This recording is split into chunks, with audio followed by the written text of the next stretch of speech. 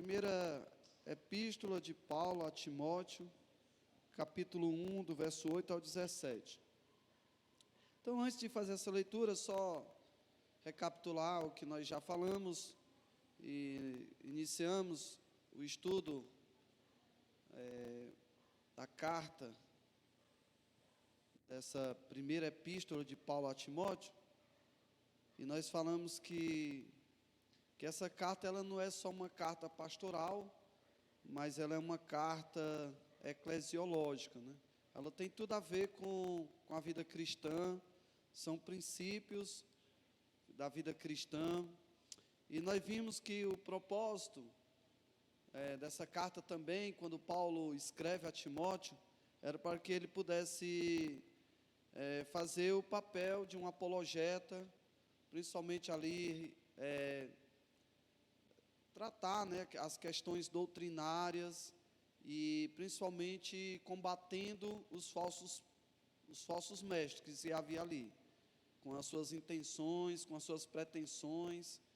E também falamos que essa carta recomenda a Timóteo a preparar uma liderança, né, com esses princípios de um cristão, que esses princípios, essas qualificações que são dadas aos presbíteros e diáconos, é de um bom cristão, né, que tem uma conduta de vida, uma vida irrepreensível. E terceiro, era instruir todas as classes dos membros da igreja, como adultos, jovens, ricos, pobres, todos eles deveriam ser instruídos através dessa carta. E Paulo ele fala, né, no início, que havia um intuito. No versículo 5 ele diz que o intuito da presente admoestação visa ao amor. E ele havia um intuito que era admoestar aqueles falsos mestres de uma forma severa, nesse caso, e que através da admoestação eles voltassem ao amor, né, ao primeiro amor, e principalmente a doutrina dos apóstolos. Então o intuito visa o amor, não debates sem propósito, sem objetivos, como eles queriam, debates, mais debates, e com isso eles inseriam as suas ideias, os seus pensamentos, ao ponto de trazer assim, coisas como fábulas e genealogias, e discussões sem fim, pensamentos. E aí a recomendação de Paulo para Timóteo era isso, que ele pudesse combater essas coisas dentro da igreja. Então por isso que ele diz: quando eu estava de viagem rumo a Macedônia, te roguei que permanecesse ainda em Éfeso, para admoestares a certas pessoas, a fim de que não ensine outra doutrina. Então havia, né, esse pedido para que ele permanecesse ali em Éfeso, uma igreja no qual Timóteo estava ali, cuidando e sendo útil, e ele disse que permanecesse ali.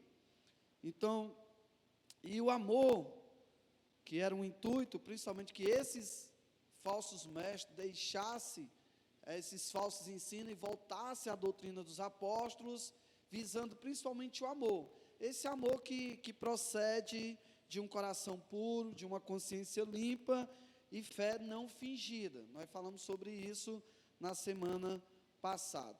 E do versículo 6 ao 7, ele fala das características desses falsos mestres, que eles se desviavam, né, se desviaram dos ensinamentos, e eles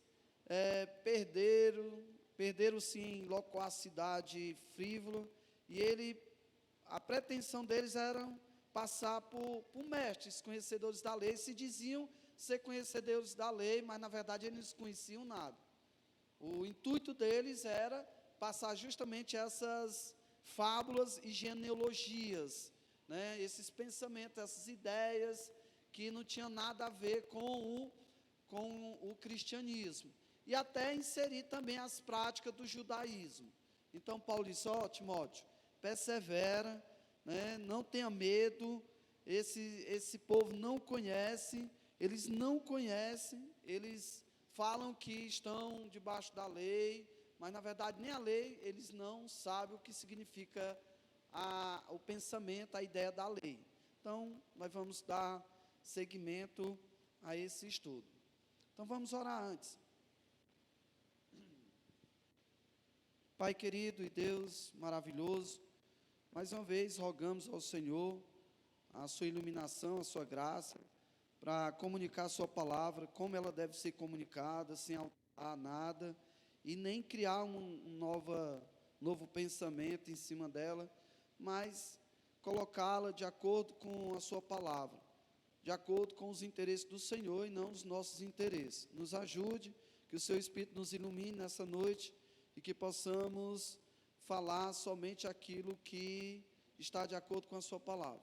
Nos ajude nessa noite, onde nós oramos e agradecemos em nome do Senhor Jesus. Amém. Então vamos fazer a leitura, do verso 8 ao 17. Sabemos, porém, que a lei é boa, se alguém dela se utiliza de modo legítimo, tendo em vista que não se promulga a lei para quem é justo, mas para transgressores e rebeldes, irreverentes e pecadores, ímpios e profanos, parricidas e matricidas, homicidas, impuros, sodomitas, raptores de homens, mentirosos, perjuros, e para tudo quanto se opõe à sã doutrina, segundo o evangelho da glória de Deus, bendito do qual fui encarregado.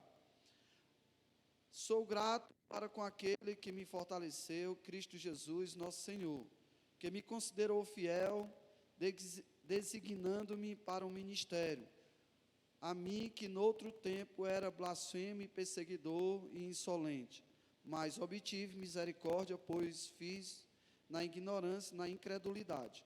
Transbordou, porém, a graça de nosso Senhor com a fé e o amor que há em Cristo Jesus.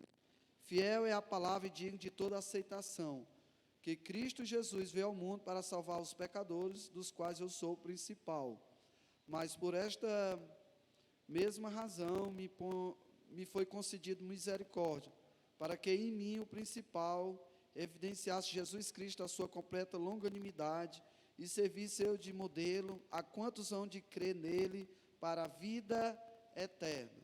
Assim ao Rei eterno, imortal, invisível, Deus único, honra e glória pelos séculos dos séculos. Amém. Então agora, a partir do verso 8, Paulo ainda está encorajando a Timóteo. Paulo sabe da tarefa que Timóteo tinha, da difícil tarefa, que era combater aqueles falsos mestres e passar tudo aquilo que Paulo ia passar para aquela igreja. Então ele ainda continua encorajando. Quando nós olhamos os versículos 6 e 7, nós vamos perceber que esses falsos mestres, vamos ler o versículo 6 e 7, diz assim: desviando-se de algumas destas coisas, perderam-se em loquacidade frívola, pretendendo passar por mestres da lei. Então o versículo 7 diz que eles usavam desse argumento, dizendo-se ser mestres da lei, mas não compreendendo. Paulo diz: eles dizem que são mestres da lei, eles dizem que conhecem a lei, que eles são conhecedores da lei, mas eles não compreendem. Todavia, não compreendendo, todavia, nem o que dizem, nem os assuntos sobre os quais fazem ousadas asseverações. Eles usavam a lei como pretexto para inserir os seus pensamentos, as suas ideias, que eram as suas genealogias e fábulas. Então eles usavam desse argumento: não, em nome da lei nós queremos falar sobre essas coisas. Mas Paulo dizendo: olha, Timóteo, não tenha medo. Eles falam da lei, mas eles nem sabem, eles nem conhecem a lei, mesmo fazendo ousadas asseverações sobre a própria lei. E aí Paulo ele vai continuar falando no versículo 8 sobre o uso correto da lei. E Timóteo sabia disso, mas ele está encorajando. Ele diz: sabemos, porém, sabemos. Ele está usando o verbo no plural. Ele diz: nós sabemos, né, se referindo a Timóteo e a igreja, no qual Paulo já tinha instruídas de acordo com os ensinamentos da doutrina dos apóstolos. Ele diz: sabemos, porém, que a lei é boa, se alguém dela se utiliza de modo legítimo. Então, Paulo diz assim: a lei é boa, e se alguém utiliza ela da forma correta. Mas esses homens, eles tinham essa pretensão de se passar por mestre da lei, mas de fato eles não conheciam a lei. Então nós podemos olhar aqui que os objetivos da lei, nós podemos perceber alguns objetivos. Primeiro, diz que ela é justa. A lei, ela é justa. Quando Deus criou a sua lei, ela foi uma lei perfeita, justa, porque foi criada por um ser perfeito, justo, santo. E nele não há injustiça. Então, primeira coisa, que ela é feita para quem? Para os justos. Ele diz: sabemos, porém, que a lei é boa, e se alguém delas se utiliza de modo legítimo, tendo em vista que não se promulga a lei para quem é justo, mas para transgressores, rebeldes, irreverentes e pecadores, ímpios e profanos, parricidas e matricidas e homicidas. Então, a primeira coisa que nós podemos entender da lei é que ela é justa. Ela não foi feita para os justos, mas para aqueles que são injustos, para os ímpios, nesse caso. Então, há alguns questionamentos que nós podemos fazer quando nós pensamos sobre a lei. Nós podemos pensar o seguinte: ainda estamos debaixo dessa lei? Nós estamos debaixo da lei de Deus? Ela tem alguma utilidade hoje? Podemos fazer uso da lei? O que os irmãos acham? A lei tem alguma serventia para nós hoje? A lei de Deus? Nós estamos debaixo da lei? Podemos fazer uso dessa lei ainda hoje? Ainda podemos usá-la para a nossa vida cristã? Alguns estão assim, está parecendo aquele calanguinho assim, né? Só assim, tá certo. Pronto. Ok, então, o Edinho aí falou uma coisa muito importante. Quando nós falamos sobre a lei, nós temos que pensar em 3 aspectos da lei: a lei moral, a lei cerimonial e a lei civil. Quando Deus instituiu a lei, existem esses 3 aspectos da lei, os 3 aspectos: a lei moral, a lei civil e a lei cerimonial. Então, os falsos mestres, além das fábulas e das suas genealogias, eles queriam acrescentar mais toda a legislação de Moisés, né? Então, e dentro disso, o intuito deles era trazer de volta as práticas, principalmente do judaísmo, né? Então, eles usavam esse pretexto. Então, o intuito era a prática do judaizante. Então, ele usa essa ideia: sabemos que a lei é boa. Nós já sabemos que a lei é boa para quem a utiliza corretamente. A lei, não há imperfeição. Então, a lei, ela serve justamente, toda a lei de Deus, ela serviu para revelar o caráter santo de Deus, o ser santo de Deus. Então, a lei moral, principalmente, reflete a santidade de Deus. Já a lei cerimonial reflete o plano da salvação. O plano da salvação. Então, toda a lei cerimonial apontava para quem? Para Cristo. O cordeiro sendo sacrificado, a oferta do cordeiro pelos pecados, apontava para Cristo. Então, uma vez que Cristo, ele já cumpriu toda essa lei, é necessário nós agora vivermos de acordo com essa lei, fazendo sacrifício, ofertando animais pelos nossos pecados? Não, uma vez que Cristo, ele já fez isso. O próprio João diz: eis o cordeiro porque tira o pecado do mundo. Então, Cristo, ele já se fez, ele se colocou como um cordeiro a nosso favor, de uma vez para todos. Então, não há necessidade mais dessa lei. E a lei civil é a lei que reflete o ideal de Deus para aquela sociedade que era o povo de Israel. A lei civil que foi dada através de Moisés, foi dada a Israel. Então, as festas, os negócios, tudo havia lei para tudo, né? Para tudo. Então, toda lei reflete o padrão e o caráter santo de Deus.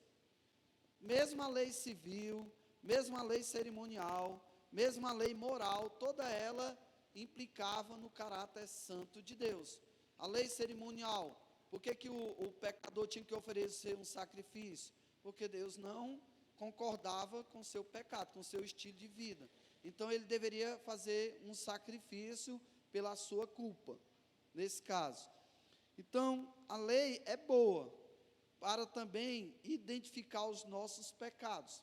Então, quando nós olhamos, nesse caso, a lei moral, a única lei que ainda existe, aliás, toda lei existe, mas a lei que Cristo, como o Edinho falou, toda essa lei, Cristo, ele fez uma repetição dela, que é o nosso estilo de vida, é como nós devemos viver para agradar a Deus, a lei moral. Nesse caso, eu fiz a abertura do culto hoje, lendo os 10 mandamentos. O decálogo é a lei moral de Deus.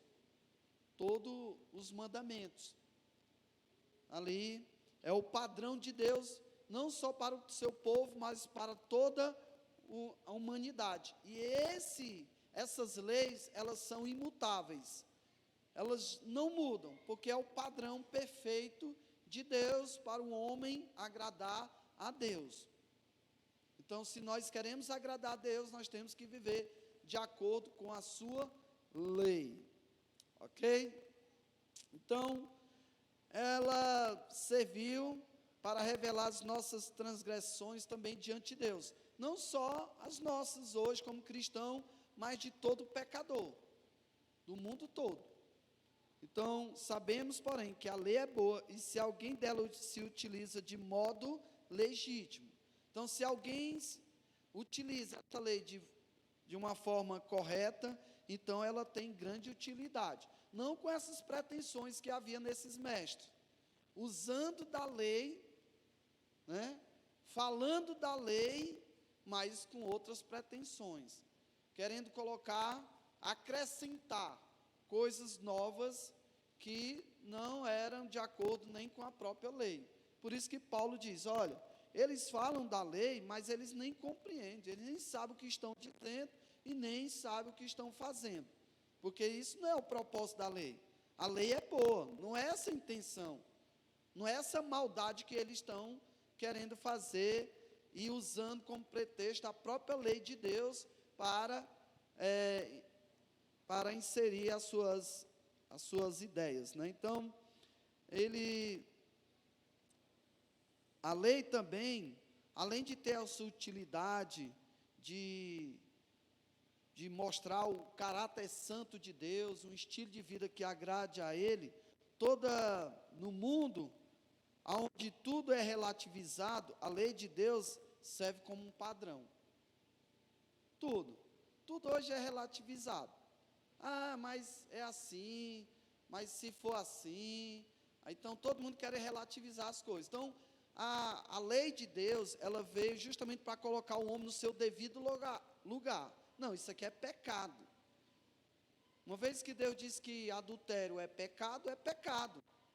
Se Deus diz que matar o outro é pecado, é pecado. Então o homem a intenção dele é relativizar tudo.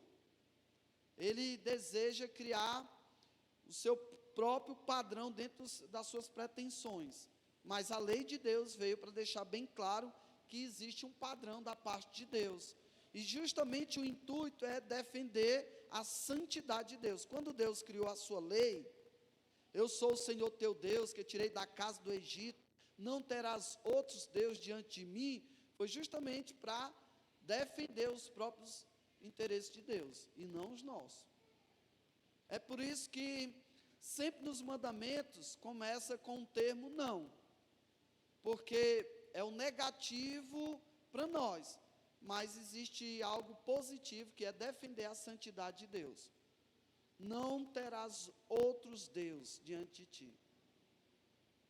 O bem protetivo ali é defender a exclusividade de Deus. Não terás outros deuses diante de ti.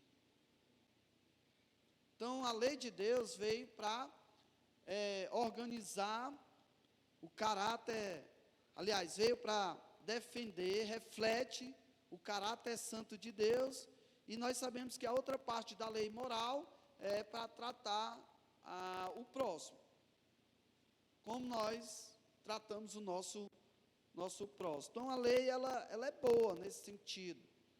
Ela serviu também para revelar a transgressão do homem. Até hoje ela tem essa mesma utilidade. Quando nós olhamos para a lei, é sinal que nós somos pecadores. Ela tem esse papel de trazer nas nossas mentes, no nosso coração, que de fato nós somos pecadores e sempre, de alguma forma, nós estamos atacando a santidade de Deus. Se não houvesse essa lei, nós estávamos perdidos, achando que poderíamos fazer tudo, relativizando tudo, assim como o mundo tem feito isso muito bem. Mas a lei veio para enquadrar os transgressores, para dizer, para apontar, você é pecador. Veio para colocar o pecador no seu devido lugar. Então, esse é um intuito da lei.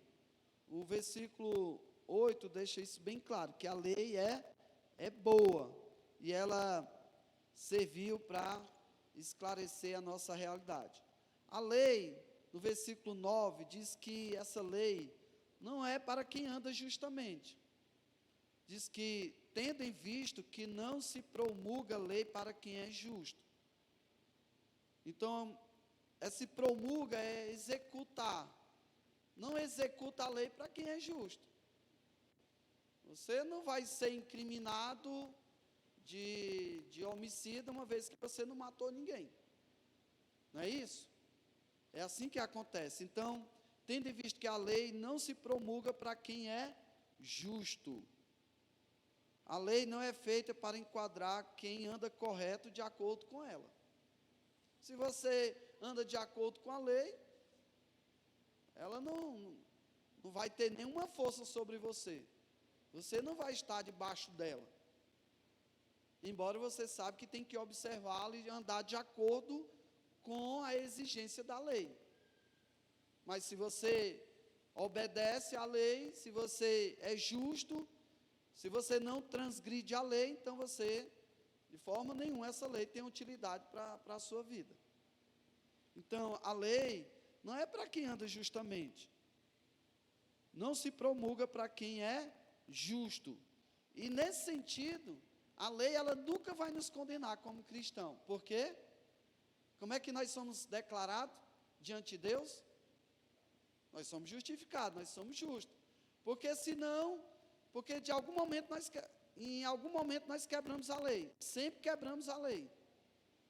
E a Bíblia diz que uma vez que nós quebramos um mandamento, nós nos tornamos culpados dos demais. Agora, em Cristo, nós não somos culpados. Nós não estamos debaixo da culpa da lei. Nós somos justos com base na justiça de quem? De Cristo. Por quê? Porque Ele cumpriu toda a lei de Deus. E pela fé, nós somos justificados. Ele cumpriu isso em nosso lugar. Então, a justiça de Deus foi imputada sobre nós. E agora, quando nós quebramos a lei, Deus não olha para nós como um transgressor qualquer. Olha como um transgressor, sim, da sua lei, mas justificado, onde não há mais condenação para aqueles que estão em Cristo. Para aqueles que estão em Cristo Jesus. Então, E não só isso, nós somos livres de sermos condenados da lei, por causa da lei, mas também somos livres da obrigação de guardar toda a lei. Embora é o nosso padrão a respeito da nossa salvação, é claro. A respeito da nossa salvação, nós somos livres da obrigação de guardar essa lei. Por quê? Porque Cristo já fez isso por nós. Então não há obrigação. Sim, ela é o nosso padrão, ela é o nosso estilo de vida. Nós devemos andar de acordo com a lei de Deus, com os seus mandamentos.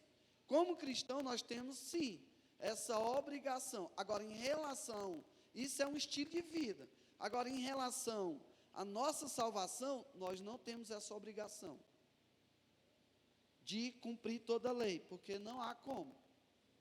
O único justo que cumpriu toda a lei, que foi capaz de fazer isso, foi o nosso Senhor Jesus Cristo. Ele fez isso. Então, nós somos livres, nesse caso. Mas o versículo 9 e 10, ele diz assim: tendo em vista que não se promulga lei para quem é justo, mas para transgressores e rebeldes, irreverentes e pecadores, ímpios e profanos, parricidas e matricidas, homicidas, impuros, sodomitas, raptores de homens, mentirosos, perjuros, e para tudo quanto se opõe à sã doutrina. E agora ele diz que essa lei, ela existe para condenar quem? Ímpios. Aqueles que não foram justificados. Aqueles que não têm a crença de que Cristo foi suficientemente para salvar eles, e eles não creram nisso. Eles não têm essa fé, que a minha confiança, a minha capacidade de se livrar da lei, de não ser enquadrado nessa lei para ser condenado, foi Cristo.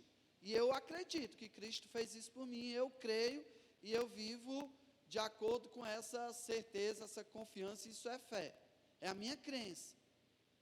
Eu sei que eu tenho que andar de acordo com a lei moral, eu tenho que viver esse estilo de vida, mas essa lei, ela não tem utilidade para me condenar, porque Cristo já me livrou dessa condenação.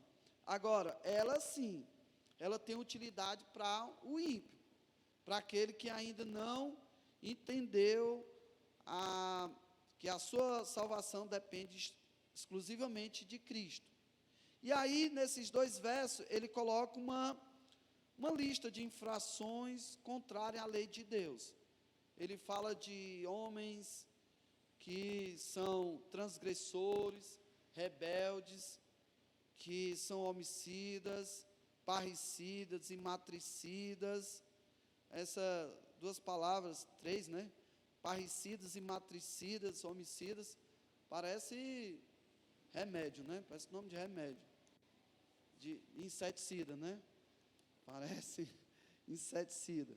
Mas patricidas são aqueles que matam os pais, e matricidas são aqueles que matam a mãe.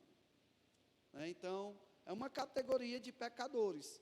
Eles estão dentro dessa categoria de que são ímpios, que são irreverentes, que são pecadores, profanos, ímpios, e são, justamente, eles estão dentro dessa lista de pecadores que não foram justificados. E eles vão ser condenados, por conta eles não creram. Então, essas 6 primeiras categorias quebram os primeiros mandamentos da lei. Se nós observarmos, esses primeiras 6 categorias de pecados, quebra aqueles primeiros mandamentos, porque os 4 primeiros mandamentos tratam da relação do homem com Deus, e os demais tratam da relação, na relação horizontal, com o próximo. E ele começa lá justamente que são homens parricidas e matricidas, são homens que matam pai, mães, e o primeiro mandamento lá na vertical, né? Na horizontal, aliás, na relação horizontal, qual é? Não matarás pai e, aliás, honrará pais e e mãe. O próximo é que é não matarás, né? Aí eu misturei os dois mandamentos. Mas o primeiro mandamento da relação, rapaz, interessante, né? A gente dá uma rata, aí chega todo mundo desperta, todo mundo fica atento, chega, se levanta, né? Mas na hora que está falando assim, aí chega, tem uns que, é isso mesmo, faz parte do, faz parte do estudo, né? Do momento. Tem um que ali já estava, já quase quebrando assim o pescoço, né? Assim, querendo dormir, mas é isso. Eu acho que eu vou fazer este propósito também. E não foi de propósito, não. Mas eu vou dar uma rata assim, que é para chamar a atenção. Ok. Então, os primeiros 6 categorias de pecados falam justamente dessa relação com Deus. São aqueles primeiros mandamentos. Devemos honrar a Deus, devemos amar a Deus, né? E o outro fala da nossa relação com o próximo. Então, ele fala, essa questão, ele diz que trata da sã doutrina também, dessas pessoas que se opõem à sã doutrina, esses falsos mestres. No final do versículo 10, ele diz que são pessoas que são pejuros e que para tudo quanto se opõe à sã doutrina. São pessoas que se opõem, que elas querem colocar as pessoas debaixo ainda da lei, do fardo da lei, e que querem ensinar que as pessoas têm que depender da lei. Daquelas práticas lá, né, dos judaizantes, do judaísmo. Então, são pessoas que se opõem a essa doutrina dos apóstolos. Nós temos que entender isso, que o cristão não está mais debaixo da lei, que ele tem que cumprir a lei para adquirir a sua salvação, mas eles estavam acrescentando isso, além de trazer os irmãos para a lei novamente, que eles tinham que cumprir toda a lei, caso eles quisessem, desejassem a salvação, eles tinham que cumprir a lei, e ainda todas aquelas práticas, aqueles pensamentos e ideias erradas, né, que não eram de acordo com o Evangelho. E o versículo 12, e agora ele vai falar que o chamado de Paulo, fala da sua conversão, que é fruto principalmente da graça de Deus. E ele começa agradecendo, dizendo assim: eu sou grato para com aquele que me fortaleceu. Aliás, voltando ao versículo 11, segundo o evangelho da glória de Deus, bendito, do qual fui encarregado. Então, Paulo está dizendo assim, ó, Timóteo, tu segue o evangelho da glória de Deus, para que não haja glória em nós. A glória, ela nasce da palavra de Deus, pelo estilo que a palavra de Deus nos oferece. Então, toda glória, mesmo que nós cumpramos toda a lei, que venhamos obedecer a tudo, ter um estilo de vida que agrada ao Senhor, toda glória é para quem? Para Ele.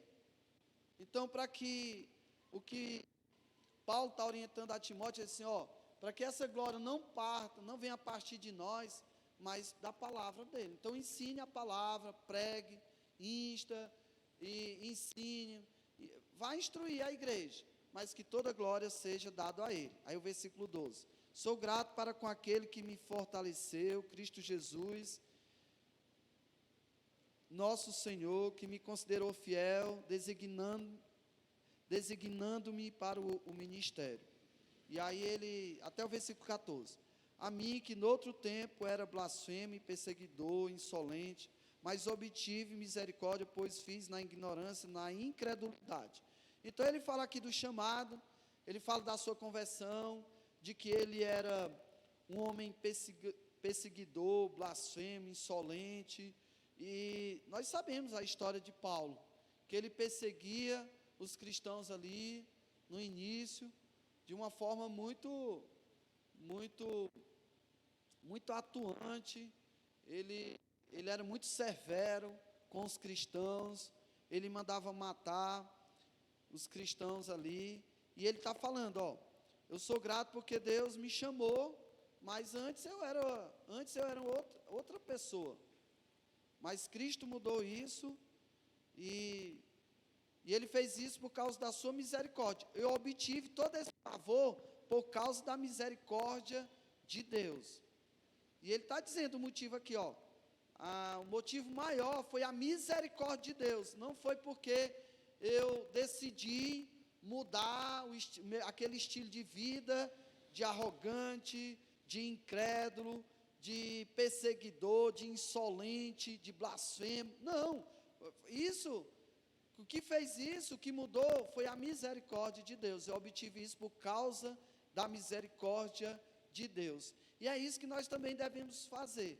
Sempre que nós olharmos para o nosso passado, nós temos que lembrar que se nós somos o que somos hoje, se nós estamos aqui, foi por causa da sua misericórdia, por causa da misericórdia de Deus. Foi somente por causa dela. E aí ele retrata isso muito bem.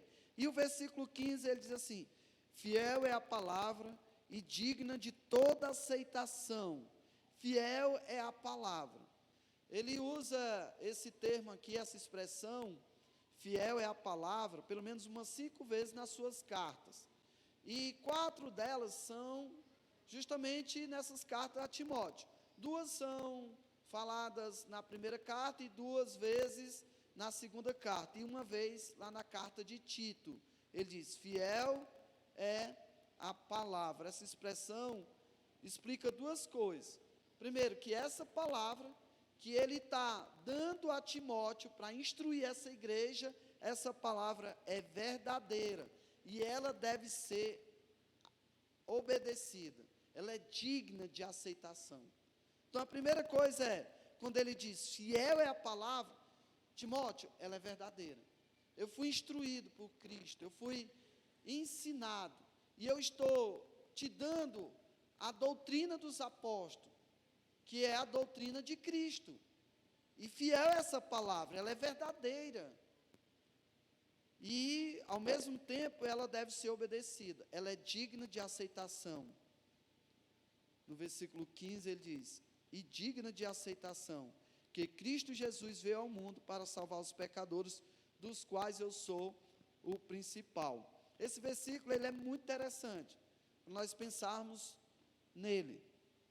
Primeiro ele fala que digna é a palavra, que essa palavra é verdadeira, e agora ele tem algumas lições aqui interessantes sobre esse versículo.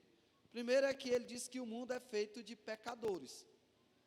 Ele diz que, ainda no versículo 15, que Cristo veio ao mundo para salvar o quê?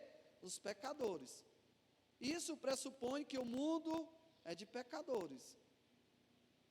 Que o mundo é feito de pecadores. E na perspectiva de Paulo, o mundo é feito justamente de pecadores. Não há um justo sequer. Não há quem faça o bem. E pecadores perdidos também. Por isso Cristo veio ao mundo para salvar. Ele diz que Cristo veio ao mundo para salvar o quê? Os pecadores. E ele diz, dos quais eu sou o primeiro. Então, ele pressupõe que o mundo é feito de pecadores e que Cristo, esse foi o objetivo de Cristo ter vindo. É interessante que muitas pessoas, elas querem se apoiar nas suas obras, nas suas boas obras, e esse é um bom argumento para dizer para essas pessoas, se você é tão bom assim, então você não precisa de Cristo. Você não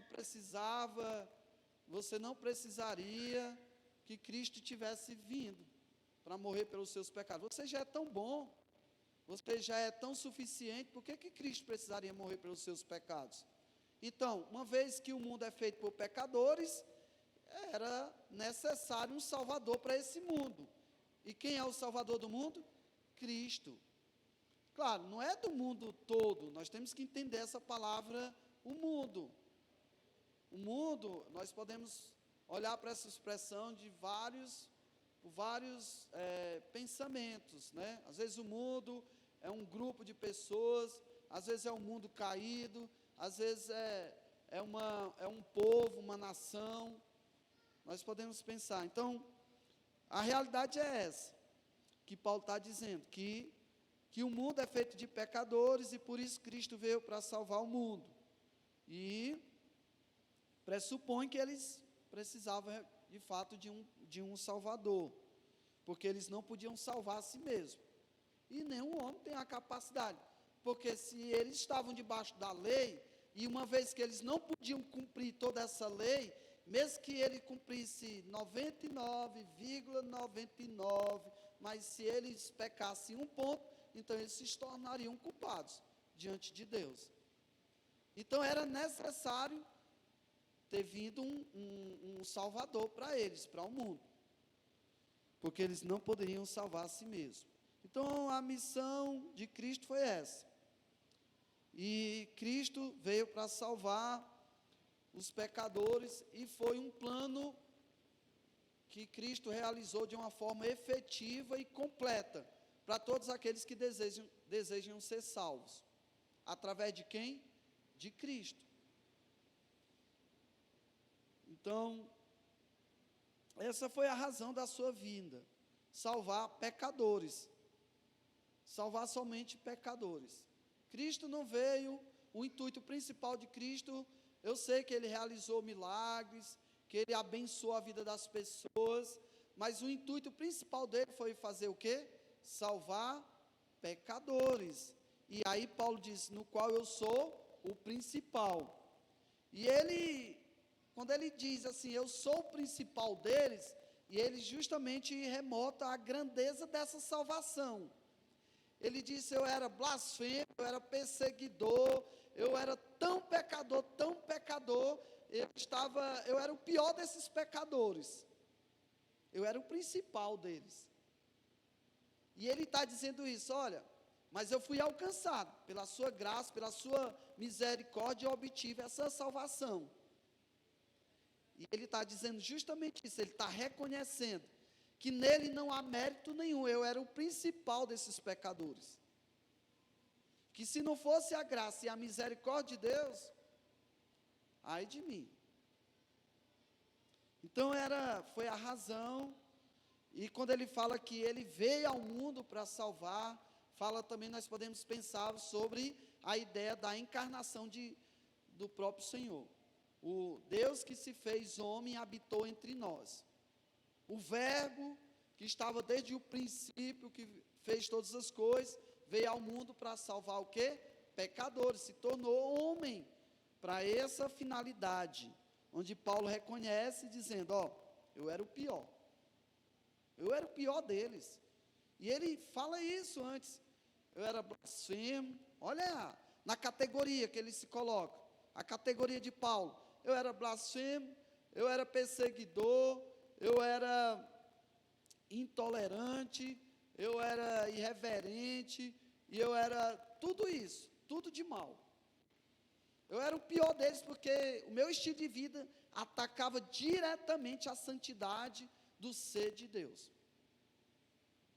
Eu atacava Deus com o meu estilo de vida, mas Deus, eu obtive misericórdia e Deus me salvou.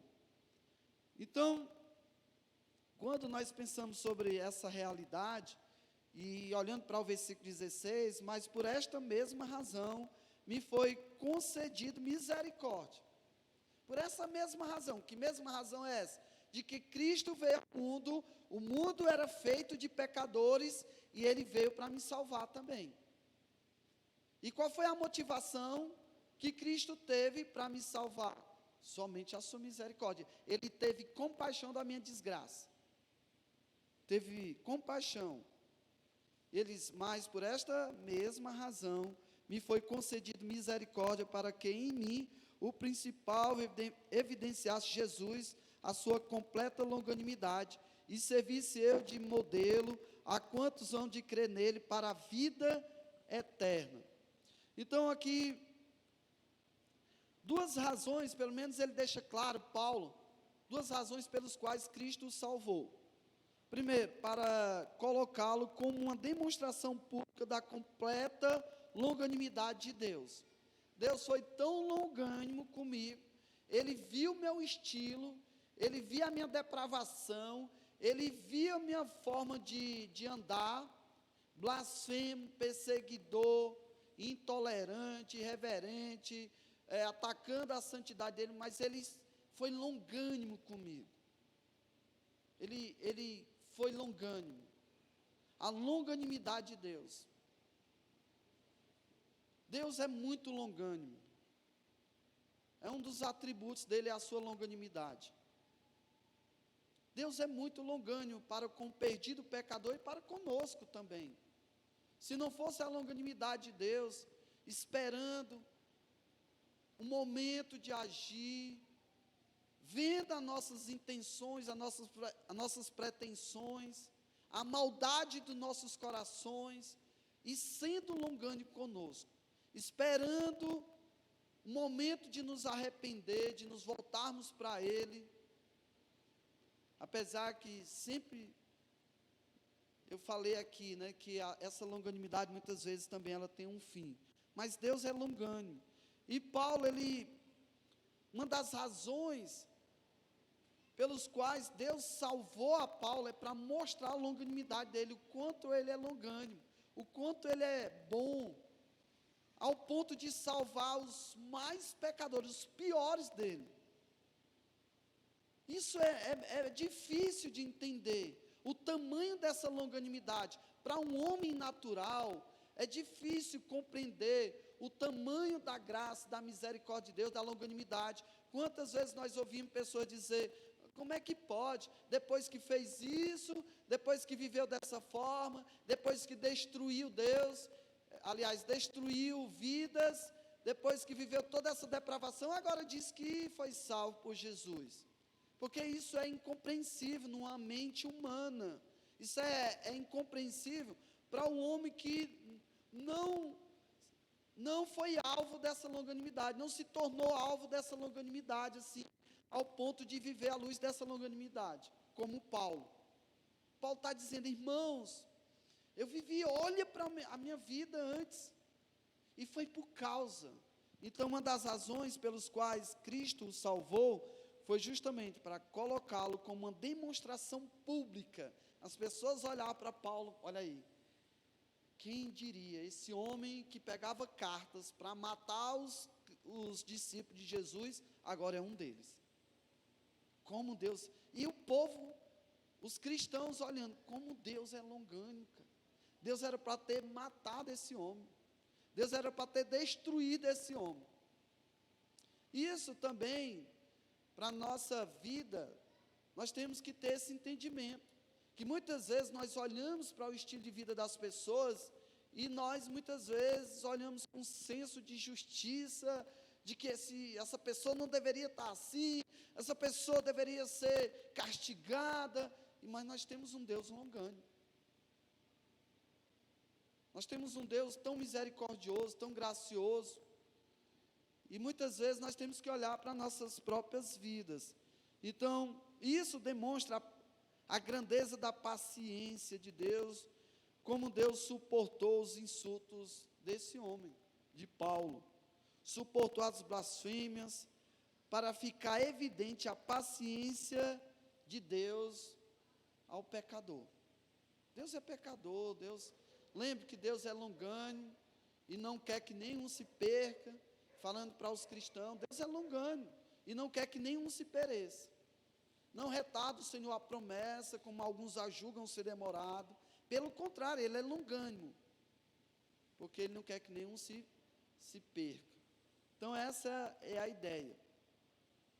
Então, e aí ele diz que ele se tornou um modelo. Para que ele servisse, ele disse, e servisse eu de modelo. É que ele fala da ideia de um protótipo. E se Cristo mudou um fariseu arrogante, Deus pode, pela sua misericórdia, alcançar qualquer pecador. Se Deus alcançou um coração de um fariseu, a mente e o coração de um fariseu arrogante, né, extremamente religioso e intolerante, Deus pode alcançar qualquer pecador. E essa é a ideia que Paulo está colocando. É justamente ele ser uma demonstração pública da completa longanimidade, da misericórdia, da graça de Deus para aquelas pessoas, para aquela igreja e para nós hoje. E é interessante que agora no versículo 17, ele diz assim: assim ao Rei eterno, imortal, invisível, Deus único, honra e glória pelos séculos dos séculos. E aí Paulo, é interessante, é muito comum nas suas cartas, Paulo usar a doxologia. O que é isso? A doxologia é uma expressão de louvor e adoração. Ele está falando sobre a sua realidade, como ele era antes, seu estilo de vida, e agora fala como Deus mudou, e ele está dizendo assim, como que faz nossos irmãos pentecostais, aleluia, glória a Deus, e ele começa a exaltar e adorar o Senhor por tudo aquilo que Deus tinha feito na sua vida. Isso é uma doxologia, é muito comum Paulo se utilizar dessa expressão de adoração, depois de falar, principalmente da obra de Cristo em salvá-lo e salvar o pecador, daquilo que Cristo fez pela sua graça e misericórdia. Depois de relatar o que Deus fez por ele faz, isso é muito comum nas cartas de Paulo, né? A doxologia, que é uma expressão de louvor e adoração ao Senhor, por aquilo que Deus fez e por quem Ele é. Então a nossa vida deve ser uma doxologia perpétua. Se a gente pensar, se a gente ponderar mesmo assim, e entender o tamanho da graça e da misericórdia que Deus exerceu sobre nós, olhando para o nosso estilo de vida antes, e agora quem nós somos, essa doxologia, esse sentimento de louvor e adoração deveria ser constante em nossas vidas, em tudo, embora que você, mesmo vivendo em situações adversas, difíceis, não, mas Deus me salvou, eu estava perdido pecador, estava cego, e agora quem sou eu? Isso deve gerar em nossos corações sempre louvor e adoração, e a nossa vida deve ser uma doxologia perpétua. E isso reflete no que é a salvação em nossas vidas e o que ela representa para nós. Assim, eu vejo muitos crentes, crentes que se abalam pouca coisa, crentes que vivem assim como se fosse uma vida sem esperança, sempre. Eu sei que em alguns momentos nós vamos estar desanimados, nós vamos ficar tristes, até se abalar, mas essas coisas não podem tirar a nossa esperança, a nossa alegria, de que Deus agora, nós não estamos debaixo da lei, que nós fomos salvos, que a obra de Cristo, ela é completa para a nossa salvação, que nós cremos, que agora não há mais condenação para aqueles que estão em Cristo, e que agora há uma eternidade nos esperando, que agora fazemos parte do seu reino. Então deve ter motivos, esses são motivos grandes, nobres, para adorarmos e estar em constante adoração ao Senhor, todo momento, mesmo que às vezes, não, hoje, Senhor, hoje deu tudo errado aqui na minha casa, no meu trabalho, tudo aqui, mas você olhar para essa realidade espiritual, isso deve nos fortalecer, isso ainda deve gerar um sentimento de adoração. Senhor, mas eu ainda tenho motivos maiores do que tudo isso para te adorar. E essa deve ser a nossa atitude. Então Paulo louva a Deus por 4 coisas: pelo Rei eterno, ele está adorando a Deus, porque ele crê agora, ele faz parte desse reino, e o seu reino é eterno. Ele diz no versículo 16, assim ao Rei eterno, imortal, invisível, Deus único, honra e glória pelos séculos dos séculos.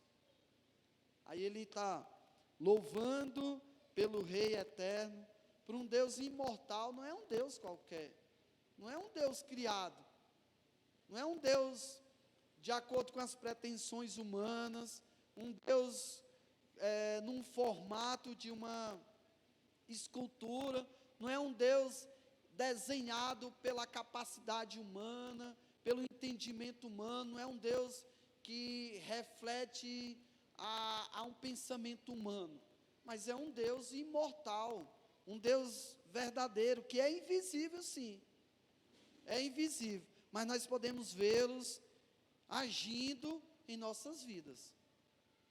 Ele é um Deus invisível. Fisicamente nós não contemplamos, mas nós podemos vê-lo em nossas vidas, nas nossas transformações, agindo em nós, através de nós, nos fortalecendo nas nossas debilidades, nas nossas fraquezas. E Ele também é um Deus único. Ele louva a Ele porque Ele é um Deus único. Por isso que Ele exige uma adoração única, porque Ele é um Deus único. Não terás outros deuses diante de mim. Não pode haver competição entre esse Deus que nós servimos. Não há espaço para competição em relação a outros deuses. Na mitologia grega e nessas culturas pagãs, sim, há uma competição entre os deuses. Aqui não, ele é um Deus único. Então, Paulo está adorando a ele por tudo isso. E aí ele fala, versículo 18 ao 20, nós encerramos aqui: este é o dever de que te encarrego, ó filho Timóteo, segundo as profecias, que antecipadamente foste objeto. Combate, firmado nelas o bom combate, mantendo a fé e a boa consciência, porquanto alguns têm rejeitado a boa consciência, vieram a naufragar na fé. E dentre esses se contam Himeneu e Alexandre, os quais entreguei a Satanás para serem castigados, a fim de não mais blasfemares. Então, qual é o dever aqui de Timóteo? Era admoestar a esses mestres, a ensinar a sã doutrina. E ele disse: eu te encarrego. Então havia uma transmissão de conteúdo. Eu te encarrego agora a ensinar a sã doutrina. E justamente agora Timóteo está sendo encarregado por um dever espiritual, de ensinar coisas espirituais, de ensinar somente a palavra. Então o intuito aqui também dos versos, assim como foi no início dos versículos 8, dos versículos 18 ao 20, ainda era encorajar Timóteo. Ele disse: esse é o dever, pode ir, Timóteo, vá, ensina, pregue, ensina, esse é o dever que eu te encarrego. E entender que ele estava agindo por uma ordem também apostólica. Esse é o dever que eu te encarrego, com base na sã doutrina, a doutrina dos apóstolos, que você não está indo por uma motivação qualquer, você está indo respaldado pelas escrituras, pelo aquilo que eu estou te informando, pelo conteúdo daquilo que eu estou te transmitindo. Então ensina essas coisas, e ele vai, a partir do capítulo 2, capítulo 3, é que ele vai descrever todo o conteúdo, tudo aquilo que Timóteo deveria aplicar naquela igreja. Mas ele está encorajando ainda. E aí ele usa a ideia do bom combate. Aqui a ideia é uma campanha militar, é uma estratégia. É um plano pré-definido, e que se ele queria enfrentar, era uma tarefa muito árdua, difícil, instruir aquela igreja de acordo com a sã doutrina e ainda combater aqueles falsos mestres, que usavam de todos os meios, de todas as suas estratégias, para enganar aquela igreja, a igreja de Éfeso. Aí ele diz: combate o bom combate. E ele está falando justamente de estratégias. Conheça o inimigo, você tem que traçar um plano, esse plano ele tem que estar pré-definido para enfrentá-los. E esse é um grande desafio da liderança da igreja. É conhecer os desafios, é fazer um plano para combater o mal que muitas vezes vai entrando no meio da igreja. E são situações que entram, e assim, de uma forma muito sutil no meio da igreja. Então, era a estratégia. E qual era essa principal estratégia? Ele diz no versículo 19: mantendo a fé e a boa consciência. Pronto, esse aqui era, Paulo agora deu toda a receita desse plano, dessa estratégia de combater esse mal dentro da igreja, ele tinha que manter a fé. E o que seria essa manter a fé? Não era aquela crença de que Cristo era o Salvador.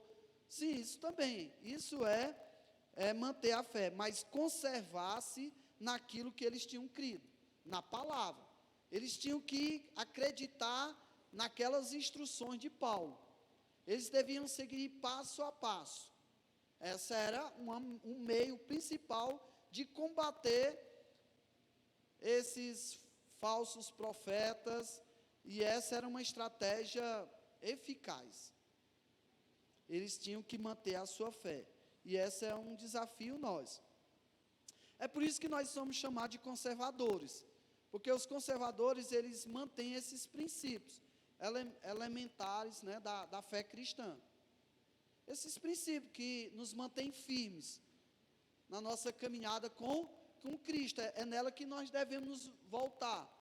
Por isso que há essa ideia, esse pensamento. Nós podemos chamar de conservadores porque nós não adicionamos nada. É as Escrituras, nós nos voltamos para os princípios da palavra de Deus. Nós estamos conservando esses princípios. E esse é um pensamento bíblico. Nós devemos conservar esse princípio. Não aqueles pensamentos liberais, que nós temos visto hoje em muitas igrejas. Eles querem adequar o evangelho simplesmente ao gosto e às necessidades do homem. E aí por isso que vai entrando coisas e mais coisas, de uma forma muito sutil. A gente vai percebendo coisas novas entrando no meio da igreja, mas que de alguma forma isso acaba atacando os princípios e os valores da palavra de Deus. E isso não é o certo. E o segundo, ele diz que essa boa estratégia é a boa consciência. Essa boa consciência é a voz interior de Deus falando ao nosso espírito, ao nosso coração. É aquela coisa que você está conectado a Deus, você está ligado nas Escrituras, e de alguma forma Deus está lá, falando, intercedendo por você, dizendo, isso não é o estilo de vida que agrada a Ele. Então nós temos que manter essa boa consciência, para que a nossa consciência não nos acuse. E quando nós quebramos os princípios, quando nós desobedecemos a palavra de Deus, a nossa consciência ela é atacada. Por isso que há um peso na nossa consciência. Então, Paulo está dizendo que nós temos que manter a nossa fé, essa é a estratégia. É o bom combate, é a nossa arma principal, é manter a fé e guardar a nossa consciência. E aí ele fala de algumas pessoas que justamente tinham deixado essa fé, essa boa consciência e essa fé. Eles não estavam se mantendo nesse padrão, que foi justamente Himeneu e Alexandre. Esses dois homens, e agora ele diz, o estilo de vida deles, eles aderiram a esses pensamentos, a esse estilo de vida desses falsos mestres. Eles estão tendo uma conduta que não condiz com as Escrituras. Entregam a eles ao estilo de vida que eles querem viver. Entregam ao padrão do maligno, a Satanás, para serem castigados a fim de não mais blasfemarem. Então essa é a ideia. Irmãos, isso é muito perigoso. Quando um cristão, escute, quando um cristão ele não mantém a sua fé e rejeita, olha o que diz o versículo 19, ainda, o final do versículo, tendo rejeitado a boa consciência, vieram o quê? A naufragar na fé. Quando um cristão, ele não se mantém firme na fé, e ele rejeita a boa consciência dos princípios, das palavras, eles naufragam na fé. E isso é muito perigoso. Rejeitar a fé e a boa consciência é a receita certa para destruir a vida dessa pessoa. Com isso, ela pode destruir o seu casamento, a sua reputação, seu ministério, por conta desses dois princípios.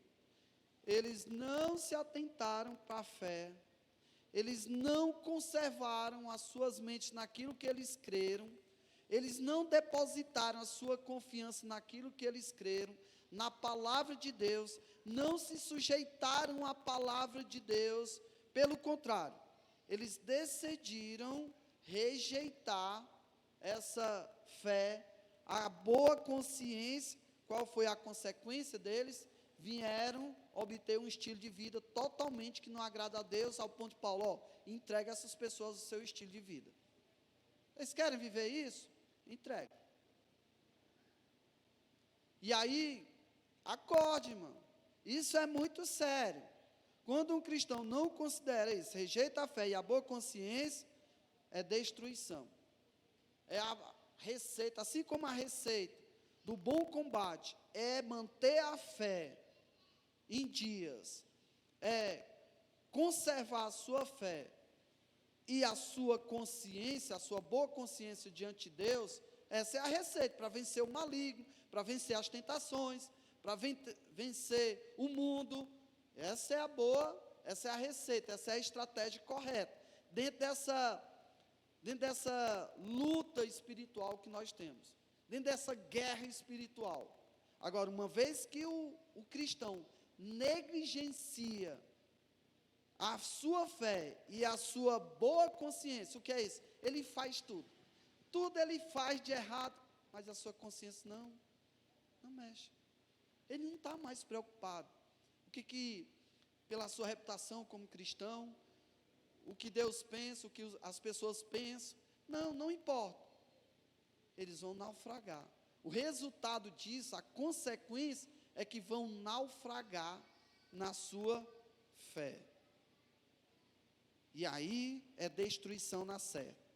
E aí isso afeta os seus relacionamentos, a sua reputação, seu ministério, seus projetos em relação à vida cristã.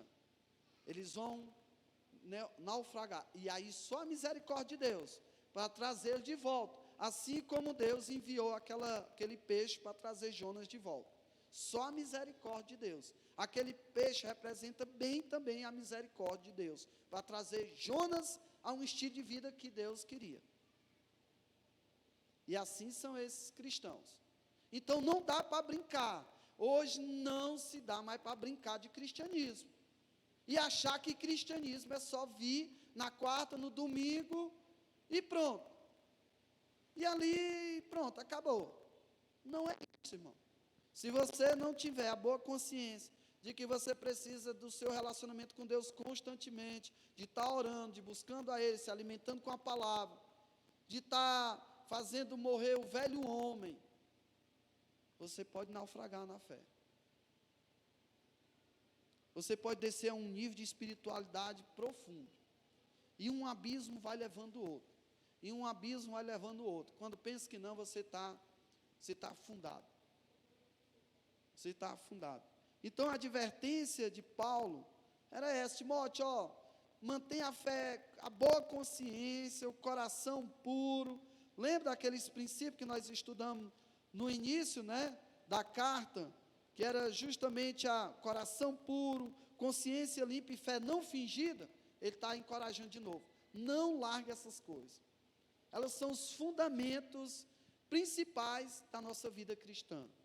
Coração puro, consciência limpa e fé não fingida. Amém, irmãos? Que Deus nos abençoe, que possamos meditar na sua palavra, que possamos trazer essas realidades para nossas vidas, para não naufragarmos na fé.